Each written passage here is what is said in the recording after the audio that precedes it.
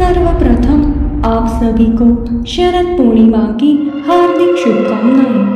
आश्विन मास की पूर्णिमा को शरद पूर्णिमा कहा जाता है। शरद पूर्णिमा को कौमुदी व्रत, कोजागरी पूर्णिमा, रास पूर्णिमा तथा कुमार पूर्णिमा के नाम से भी जाना जाता है।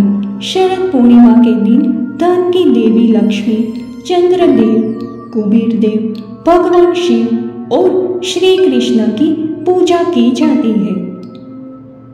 वर्ष भर में आने वाली सभी पूर्णिमा में शरद पूर्णिमा की रात चांद सबसे अधिक चमकीला और देखने में आकर्षक लगता है, क्योंकि शरद पूर्णिमा के दिन चंद्रमा 16 कलाओं से सुसज्जित होता है और पृथ्वी के सबसे ज्यादा निकट भी होता है।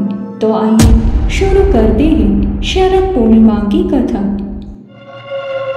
हर महीने में पड़ने वाली पूर्णिमा तिथि पर व्रत करने से भगवान विष्णु और माँ लक्ष्मी की विशेष कृपा प्राप्त होती है। माँ लक्ष्मी और भगवान विष्णु का आशीर्वाद प्राप्त करने के लिए एक साहूकार की 2 बेटियां महीने में आने वाली हर पूर्णिमा को व्रत किया करती थी। इन दोनों बेटियों में बड़ी बेटी पूर्णिमा का व्रत पूरे विधि विधान से किया करती थी, जबकि छोटी बेटी व्रत तो करती थी लेकिन नियमों में उस तरह से पालन नहीं करती थी। नियमों को आडंबर मानकर उनकी अनदेखी करती थी। जैसे ही दोनों बेटी बड़ी हुई, साहूकार ने दोनों बेटियों का विवाह कर दिया। बड़ी बेटी के घर समय पर स्वस्थ संतान का जन्म हुआ। छोटी बेटी को भी संतान हुई, लेकिन उसकी संतान जन्म लेते ही दम तोड़ देती थी। जब उसके साथ ऐसा 2 से 3 बार हो गया तो उसने एक ब्राह्मण को बुलाकर अपनी पूरी व्यथा सुनाई, साथ ही इसका उपाय बताने के लिए भी कहा। उसकी सारी बात सुनकर और कुछ प्रश्न पूछने के बाद ब्राह्मण ने उससे कहा कि तुम पूर्णिमा का अधूरा व्रत करती हो, इस कारण तुम्हें व्रत का पूरा फल नहीं मिल रहा है और तुम्हें अधूरे व्रत का दोष लगता है। ब्राह्मण की बात सुनकर छोटी बेटी ने पूर्णिमा व्रत पूरे विधि विधान से करने का निर्णय लिया। लेकिन पूर्णिमा आने से पहले ही उसने एक बेटे को जन्म दिया। जन्म लेते ही बेटे की मृत्यु हो गई। इस पर उसने अपने बेटे के शव को एक पीढ़े पर रख दिया और ऊपर से एक कपड़ा इस तरह ढक दिया कि किसी को पता न चले। फिर उसने अपनी बड़ी बहन को बुलाया और बैठने के लिए वही पीढ़ा दे दिया। जैसे ही बड़ी बहन उस पीढ़े पर बैठने लगी, उसके लहंगे की किनारी बच्चे को छू गई और वे जीवित होकर तुरंत रोने लगा। इस पर बड़ी बहन पहले तो डर गई और फिर छोटी बहन पर क्रोधित होकर उसे डांटने लगी कि क्या तुम मुझ पर बच्चे की हत्या का दोष और कलंक लगाना चाहती हो? मेरे बैठने से ये बच्चा मर जाता तो? इस पर छोटी बहन ने उत्तर दिया, ये बच्चा मरा हुआ तो पहले से ही था दीदी, तुम्हारी तप और स्पर्श के कारण तो ये जीवित हो गया है। पूर्णिमा के दिन जो तुम व्रत और तप किया करती हो, उसके कारण तुम दिव्य तेज से परिपूर्ण और पवित्र हो गई हो। अब मैं भी तुम्हारी ही तरह व्रत और पूजन करूंगी। इसके बाद उसने पूर्णिमा व्रत विधि विधान से किया और इस व्रत के महत्व और फल का पूरे नगर में प्रचार किया।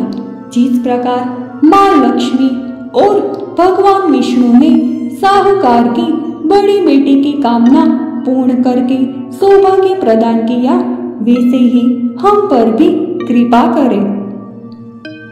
जब शरद पूर्णिमा की रात में चंद्रमा धरती पर किरणें बिखेरता है तथा अमृत की वर्षा करता है।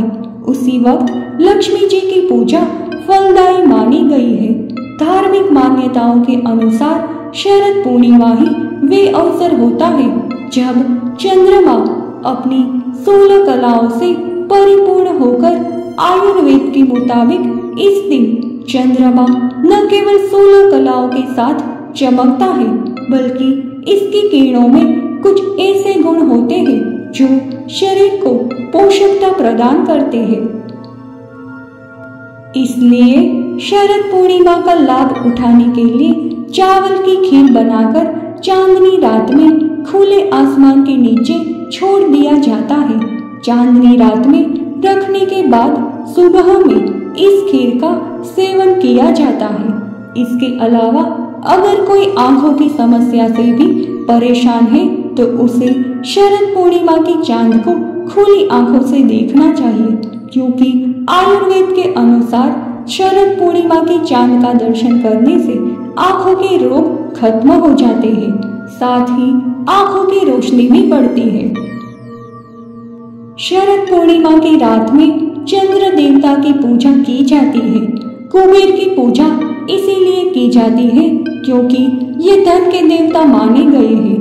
धन के देवता होने के कारण शरद पूर्णिमा पर इनकी पूजा की जाती है। शरद पूर्णिमा पर भगवान शिव की उपासना का भी विधान है।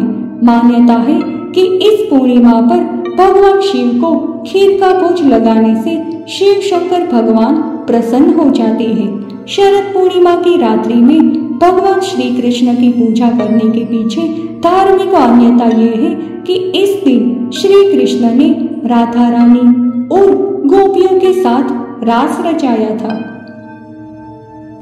शास्त्रों के अनुसार शरद पूर्णिमा का व्रत रखने से हर प्रकार की मनोकामना पूर्ण हो जाती है। ये व्रत विवाहित महिलाएं संतान प्राप्ति की कामना के लिए रखती है। जो लोग पूर्णिमा का व्रत शुरू करना चाहते हैं उन्हें शरद पूर्णिमा के दिन ही व्रत का संकल्प लेना चाहिए। उड़ीसा में शरद पूर्णिमा को कुमार पूर्णिमा के नाम से मनाया जाता है। महादेव और देवी पार्वती के पुत्र कार्तिकेय का जन्म इसी पूर्णिमा को हुआ था।